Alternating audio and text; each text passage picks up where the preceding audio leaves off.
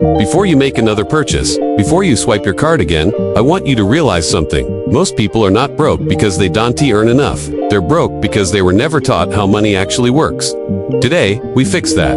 In the next 10 minutes, you'll learn the core basics of financial literacy, the stuff schools never taught, but life always demands. Let's begin. Money touches every part of your life. It affects your home, your meals, your health, your family, your dreams. Yet it's wild to think that most people know more about celebrities than they do about their own bank accounts. Financial literacy isn't about being some kind of Wall Street genius. It's about understanding three simple things: how money comes in, how money goes out, and how money grows. If you can get a handle on these three pillars, you can build wealth, even with just an average income. This isn't some secret club. It's a skill, and you can learn it starting right now. Think of it as the foundation for the life you actually want to live. Our first lesson is knowing your cash flow. This is the step most beginners skip, but I guarantee you, every wealthy person has mastered it. The formula is simple. Cash flow equals your income minus your expenses. Sounds obvious, right? So why do millions of people struggle with it? It's because they obsessively track their income, but they completely ignore their expenses. They know how much they make, but they have no real clue where it all goes. So, here's your first assignment, your first real step toward financial control. For the next 30 days, track every single expense, every coffee, every delivery order, every subscription you forgot you had. Find your money leaks, those little purchases that drain your account without adding real value to your life. Then, start cutting what doesn't help your future. I'm not saying you can't have fun. I'm saying be intentional. This one action alone will put you ahead of 80% of people. It's the difference between being a passenger in your financial life and being the pilot. Let's move on to our second lesson, understanding credit. Your credit score is not just some random 3D jet number. It's your financial reputation. Think of it like a report card that tells lenders how trustworthy you are with their money. A good score saves you real money on interest rates for things like car loans and mortgages. A bad score costs you a fortune over your lifetime. The basics are actually pretty straightforward. First, pay your bills on time, always. This is the single most important factor. Second, keep your credit utilization low, ideally under 30%. That means if you have a credit card with a $10,000 limit, try not to carry a balance over $3,000. It shows you're not over-reliant on debt. Next, don't close your old credit accounts.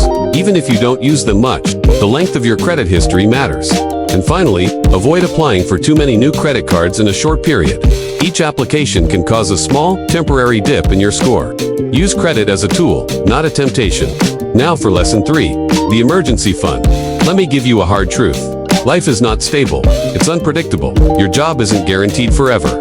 Your car will eventually break down. Unexpected medical bills will show up when you least expect them. These aren't pessimistic thoughts. They're realistic ones. And that's exactly why you need an emergency fund. This isn't your investment money or your vacation money. This is your life happens money. At a bare minimum, you need 3 months of essential living expenses saved up. The ideal goal is 6 months. Where do you keep it? In a high-yield savings account where it's easily accessible but not so easy that you dip into it for a new pair of sneakers. This fund is your financial shield. It protects you from having to go into high-interest debt when a crisis hits. And more importantly, it gives you the breathing room to think clearly and make good decisions instead of panicked ones. Lesson 4 is all about budgeting that actually works. Forget those complicated, overwhelming spreadsheets that make you want to give up before you even start. For beginners, the easiest and most effective method is the 50-30-20 rule. It's simple, practical, and it just works. Here's how it breaks down. 50% of your after-tax income goes to your needs. This is your rent or mortgage, groceries, utilities, and transportation, the absolute essentials. 30% goes to your wants. This is the fun stuff. Dining out, entertainment, hobbies, travel. This is what makes life enjoyable. And the most important part, 20% goes directly to savings and investments. This is the money that will build your future. Now, if you want to get serious and build wealth faster, you can flip the script. Try a 40-20-40 budget. 40% for needs, 24 wants, and a massive 40% for savings and investments. Yes, it's aggressive, but this is how people become financially free years, even decades, earlier than everyone else. Okay, let's talk about lesson 5, investing. This is where real wealth creation begins. A lot of people think investing is risky, that it's just for the rich or for people who love gambling. But here's the secret, the real risk is never investing at all. Because of inflation, the money sitting in your checking account is actually losing value every single day. Investing is how you make your money work for you. Instead of you always working for your money, You don't have to be an expert to start. There are plenty of beginner-friendly options. Look into index funds and ETFs like those that track the S&P 500. These are baskets of stocks that give you instant diversification. Also, take advantage of retirement accounts like a 401k, especially if your employer offers a match. That's free money. The most important thing to remember is this. You don't need to time the market. You need time asterisk and asterisk the market. The power of compounding is incredible. Even investing just $100 a month, starting today, can grow into a life-changing amount over time. This brings us to lesson 6, a simple but powerful principle: live below your means. It sounds so basic, but it's the fundamental difference between building wealth and staying broke.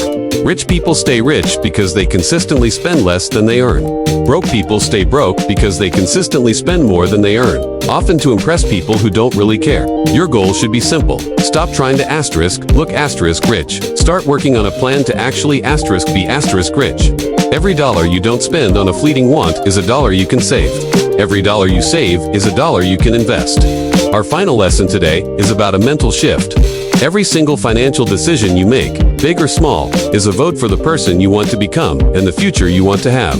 You can spend your energy blaming the system, the economy, or your circumstances. Or, you can decide to learn the system and make it work for you. Financial literacy is freedom. It's the freedom to quit a job you hate, the freedom to handle an emergency without panic, the freedom to build a life on your own terms. And today, by watching this, by learning these principles, you just took your first powerful step on that journey.